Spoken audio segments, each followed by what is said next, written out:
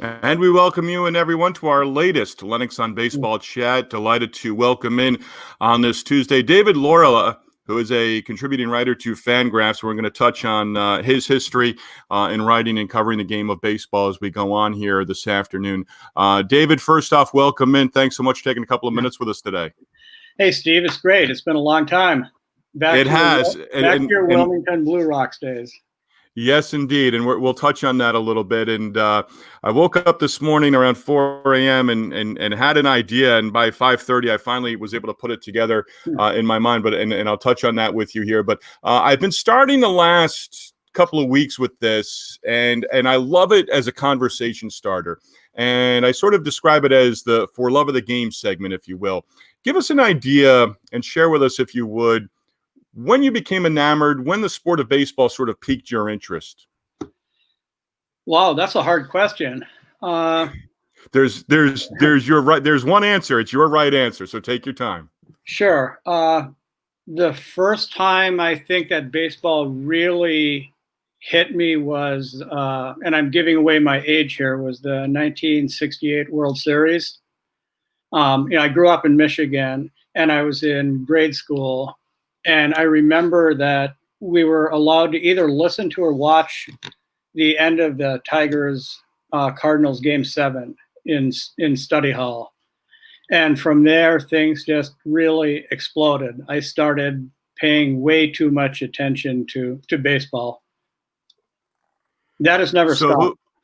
So who was the Tiger that you enjoyed the most? Who was your favorite growing up?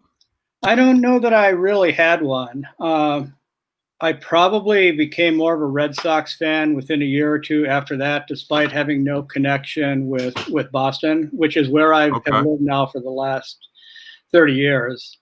I used to say that I became a Red Sox fan because deep down I needed to follow a team that would always break my heart, and somehow that finally changed.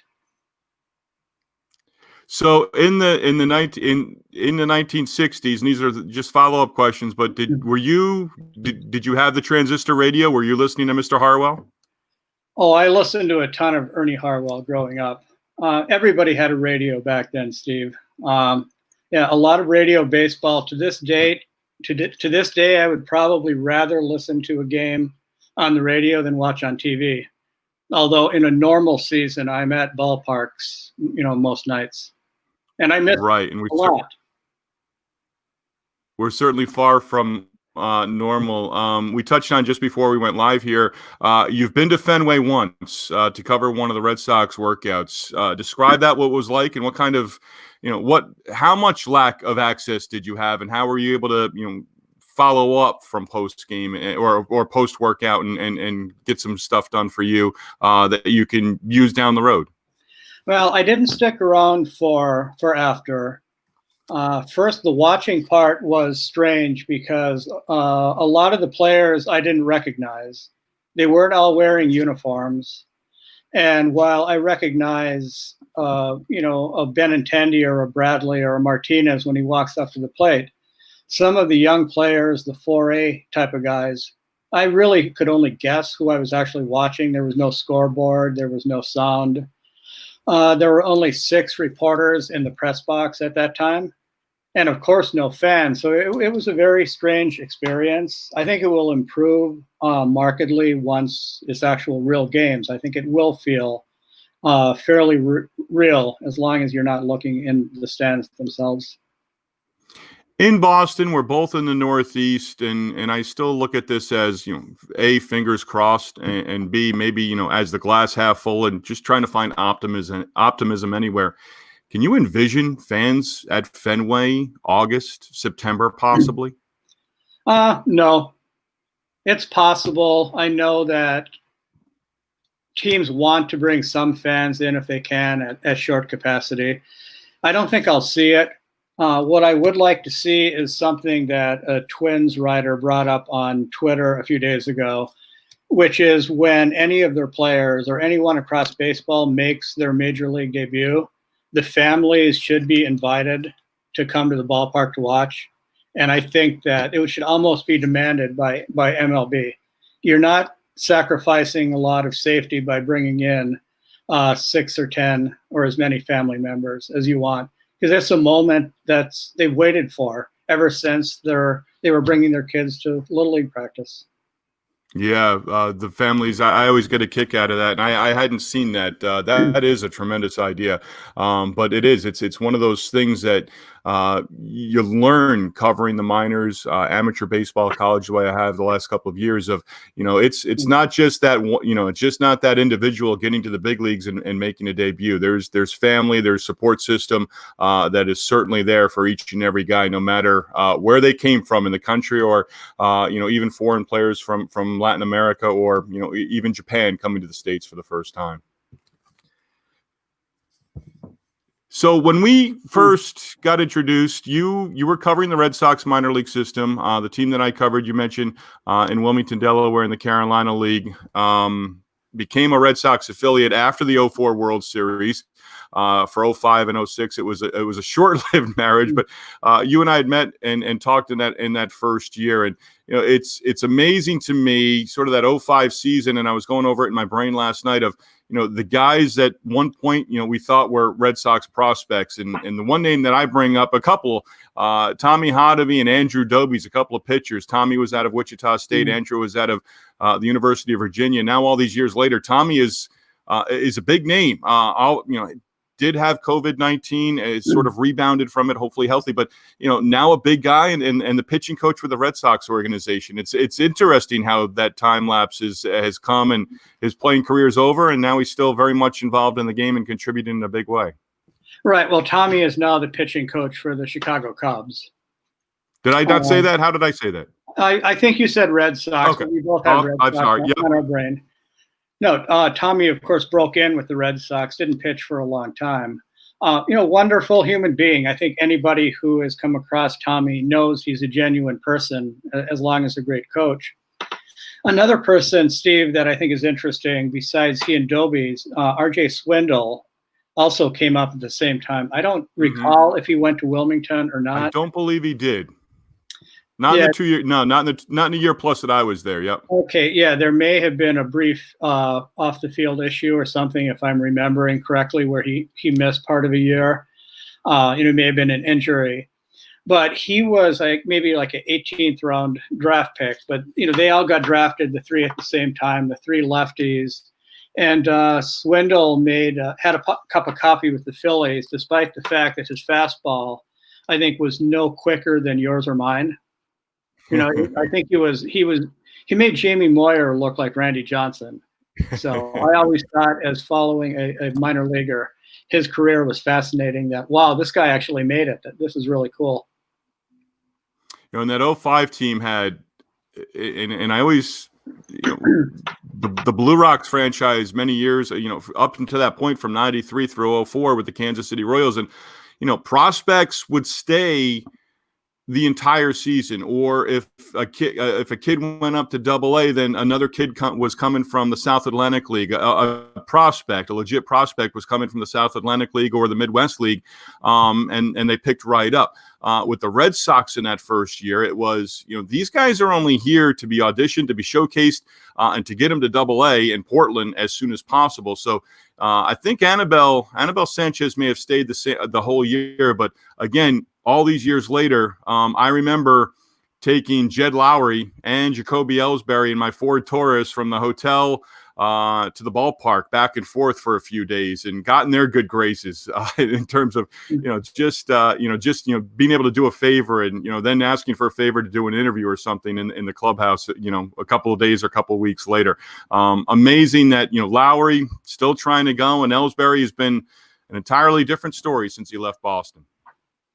Well, they've both been hurt an awful lot. It's a shame. They were fantastic players, especially Ellsbury, but injuries just took their toll.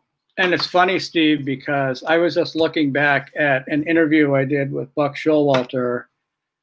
I think it was 10 years ago when I was at Baseball Prospectus. And I asked him about the Red Sox moving Ellsbury from center to left, which I believe they would have just done. And he said it's a good problem to have for them to make that decision, but he thought it was a bad idea. in retrospect, it was a very bad idea. He played left field. He ran into the side wall. Things that, they didn't get better.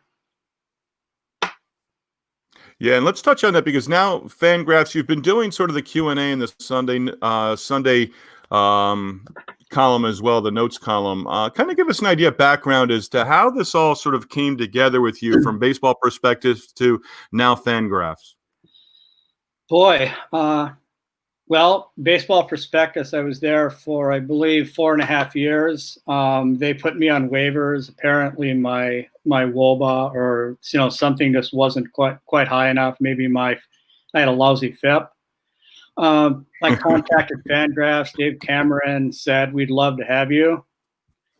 Started out, I think, with an interview with Felix Hernandez, I think was the first one. And since that time, I'm not sure. I should look at the exact count. I think I'm up to 1,300 Fangraphs contributions. So maybe 1,000 of them are Q&As.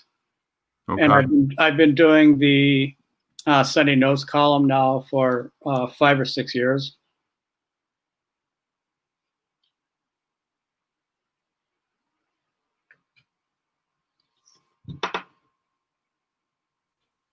That's my technical difficulty there. Hit the wrong button. From the Sunday column that you put together in, what'd you say, 5, 6 years now? Yeah, somewhere along those lines. I think it's 6 years.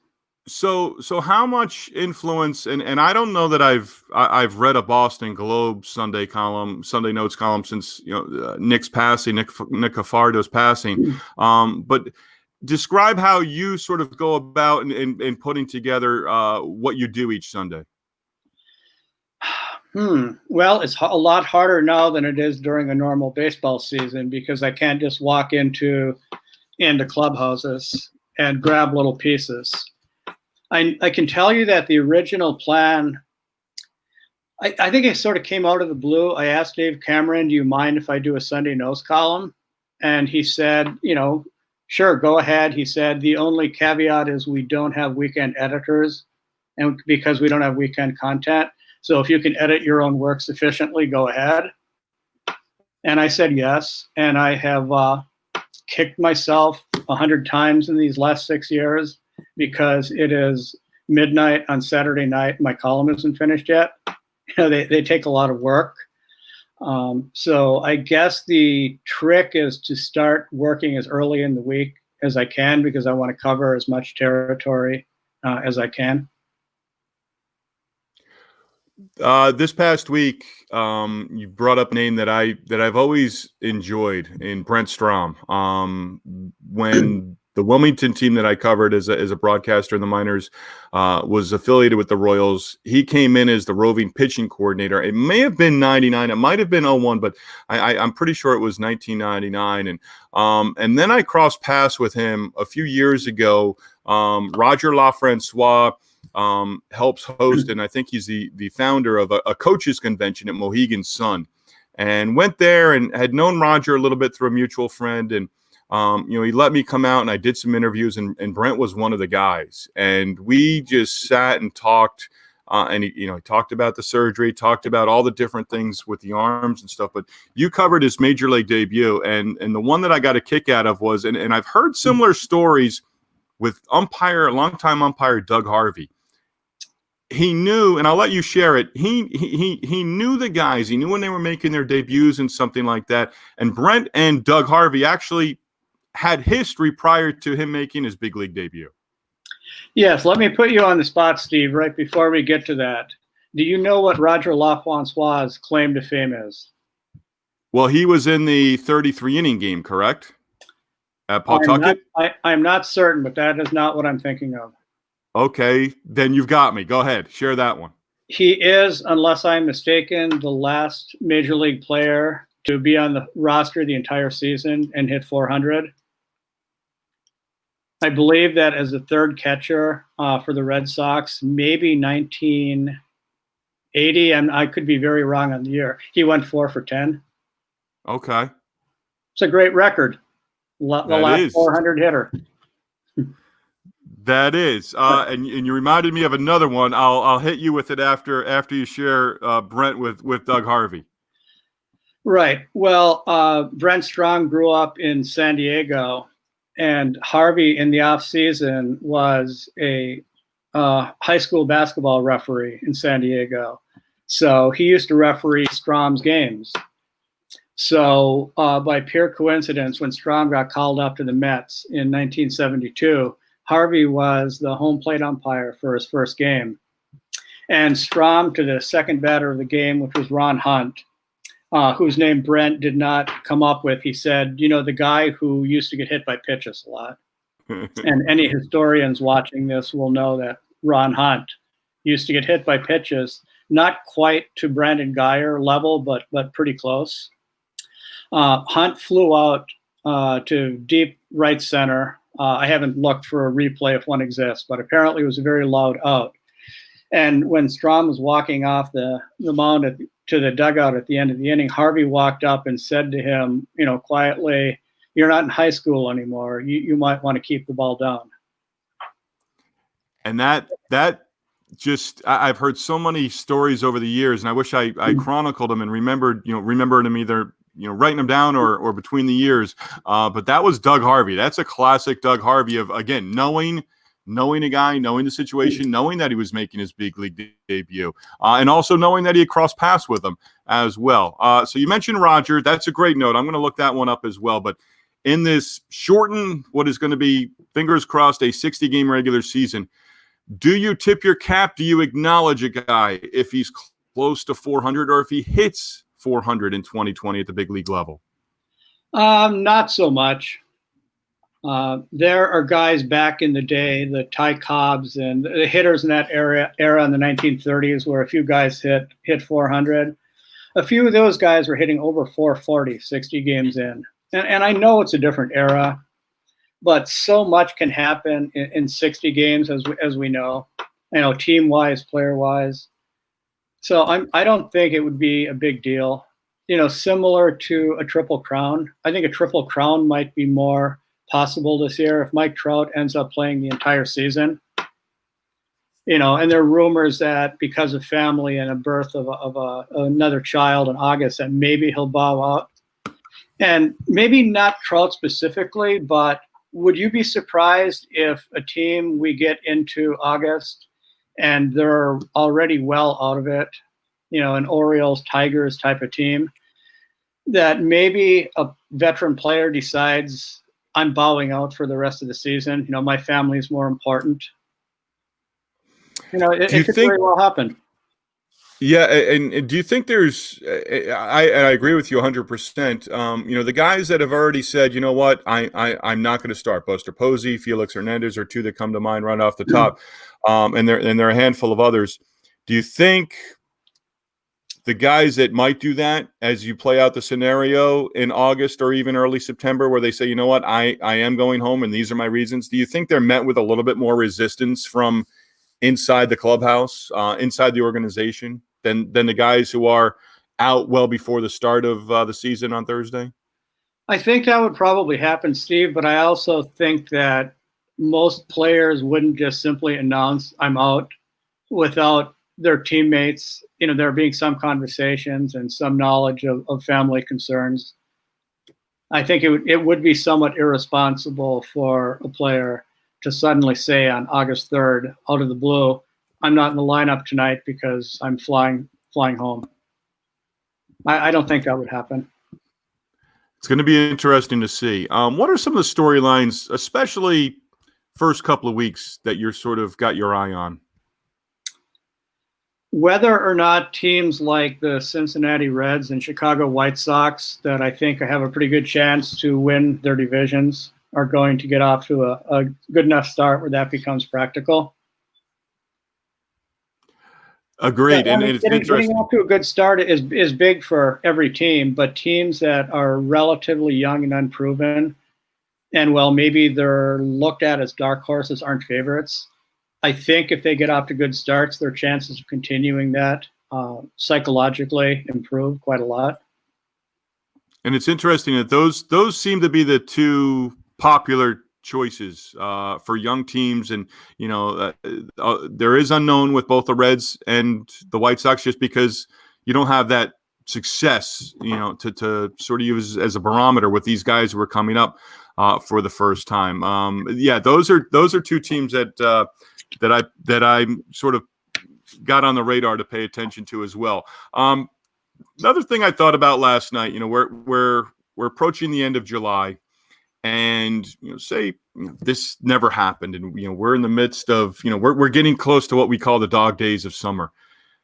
Have you given any thought to just how bad the Red Sox could have potentially have been if we had gotten to this point after the All-Star break, late July, coming up on the trade deadline?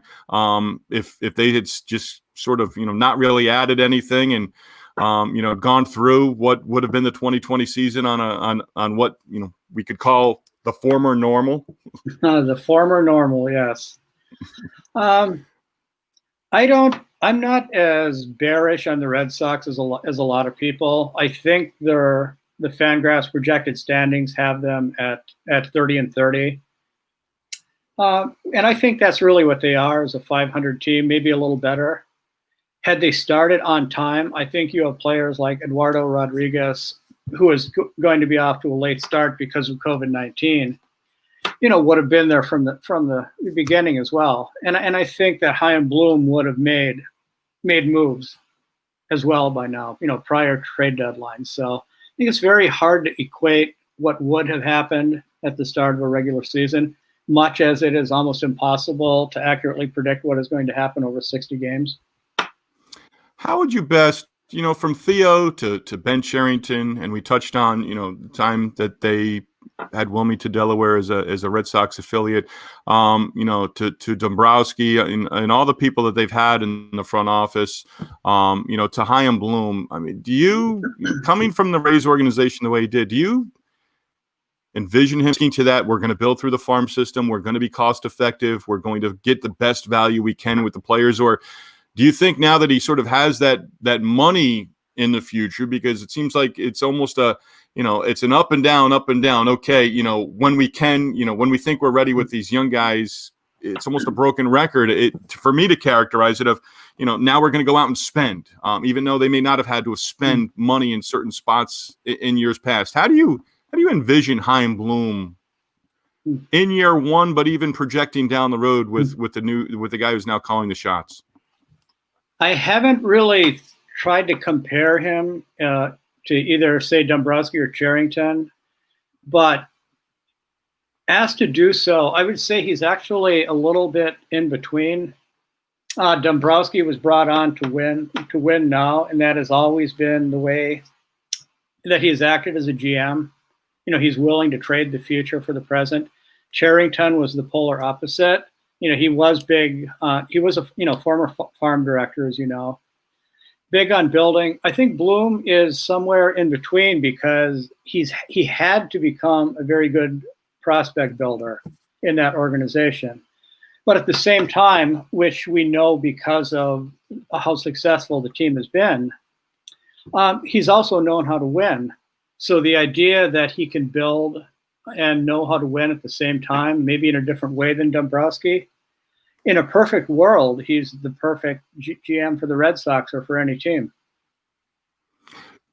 Could Ben have been that? Having to trade Mookie Betts, of course, suggests that, as you know as well as anyone, the general manager maybe has less power than a lot of people think. They still have a boss that controls the purse strings. Right.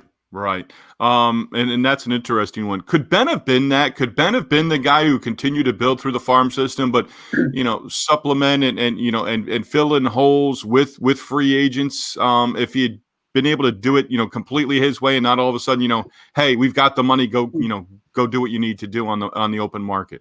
I think Ben would have been very, very successful, and I hope that he does a good job in Pittsburgh, in part because that is a market with a beautiful ballpark and a fan base who loves the team and hates the owner.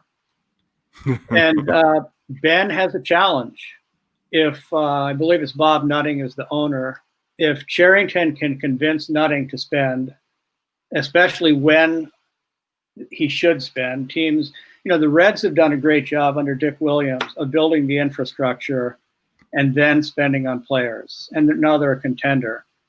If the Pirates can do the same thing, which I think was what Cherington wants to do, they're well situated. The trick being when they are ready to contend, will Bob Nutting let him spend, or will he keep the money and settle for having a 500 team? And you've got to hit on those guys. Which Pirates fans, I think, fear will happen the entirety of the time that he owns the team. Yeah, it's certainly an interesting one. This has been a lot of fun. I want to hit a couple up with you here towards the end. Just not a rapid fire, but just just along the lines of just getting quick thoughts on a couple different ones that I have for you. What do you think next year in terms of Major League Baseball and the Players Association? Do you think it ends up getting ironed out next year with a new CBA without the turmoil that we've seen here in 2020?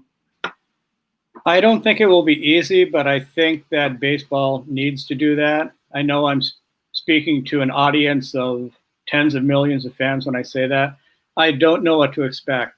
I guess my biggest secondary hope, though, is that the minor leagues don't get decimated. You've spent a lot of time in the minors, and as you know, I still cover them as much as I can. I just can't imagine fans in cities in parts of the country, especially the Northwest. You get up around Idaho or Montana, where apparently they have some very beautiful ballparks and great fan bases, to suddenly people don't have baseball to go to see. It's detrimental to the game. That needs to be, that should not happen. And the one, and I've had recent conversations, and maybe I have to do a little bit more homework on it. But I've talked to a couple of former GMs, one former GM of mine, and guys who have run minor league operations over the years. And I sort of said, it's a shame, and it's a travesty to a certain degree, and use that word lightly with everything else that's going on in our real lives now.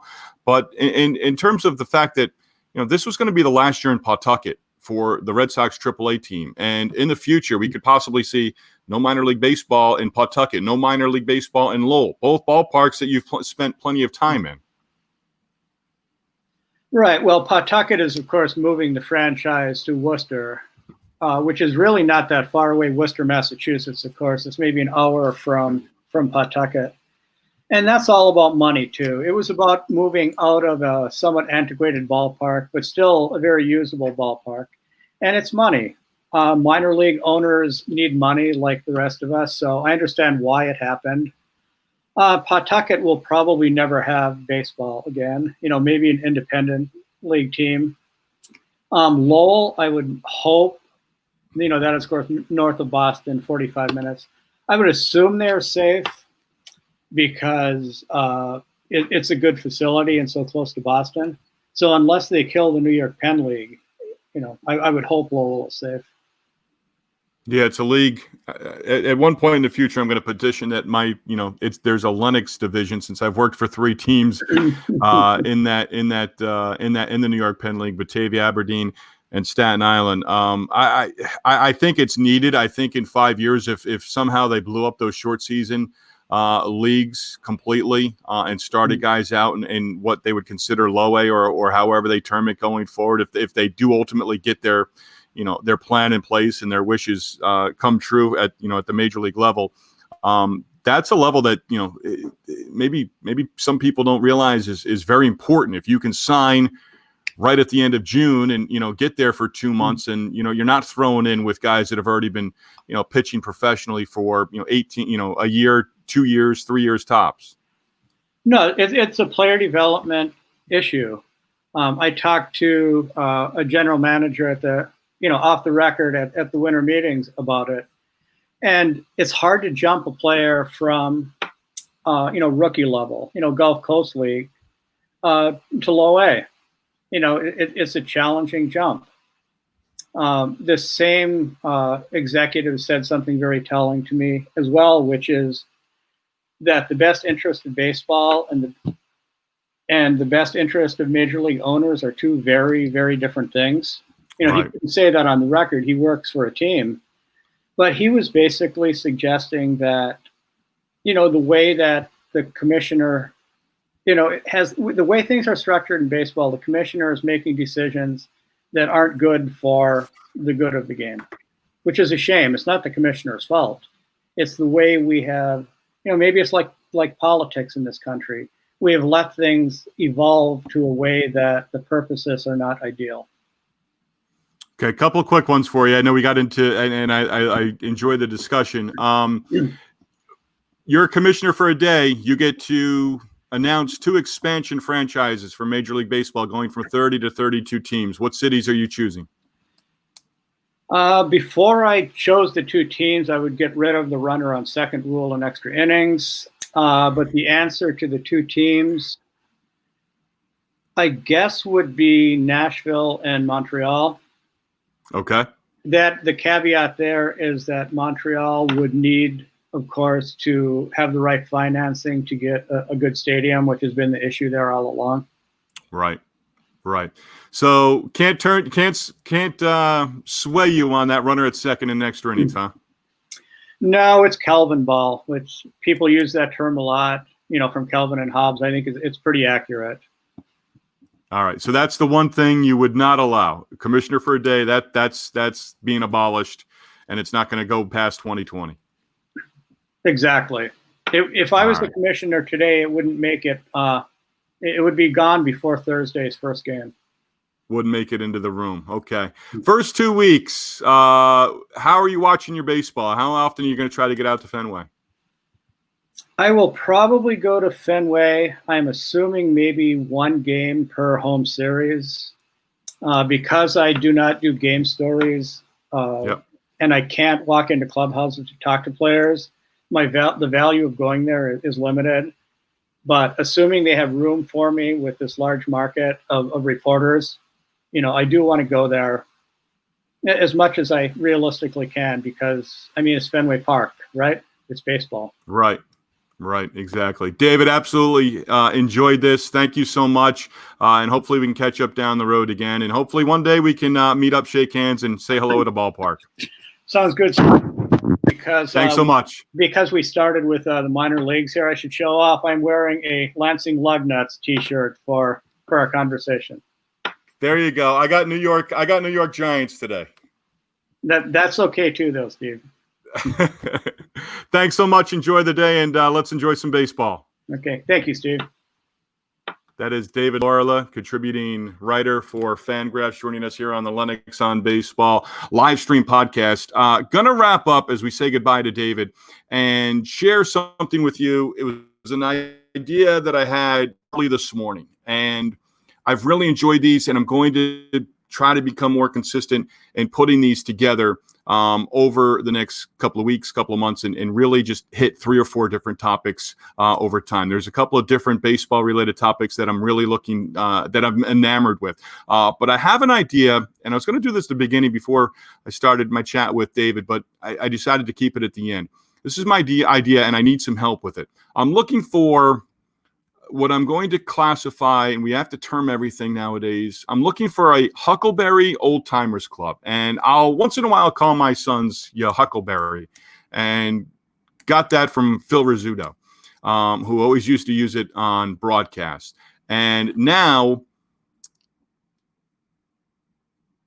it seems it's almost like an oxymoron. I should have asked David if it truly was. It shows my lack of knowledge for the English language or whatever. But the Huckleberry Old Timers Club. What I'm looking for is, if you know somebody older than me, say it's a dad or an uncle or a grandfather that wants to talk baseball, and we can do these, and in the future of these, it won't just be one-on-one. I'll have different people coming in, and there'll be 3 or 4 of us having a conversation. But I can do up to about 6 people on what is the StreamYard live stream podcast. And I'm looking for a group of guys, whether it's weekly, whether it's every other week.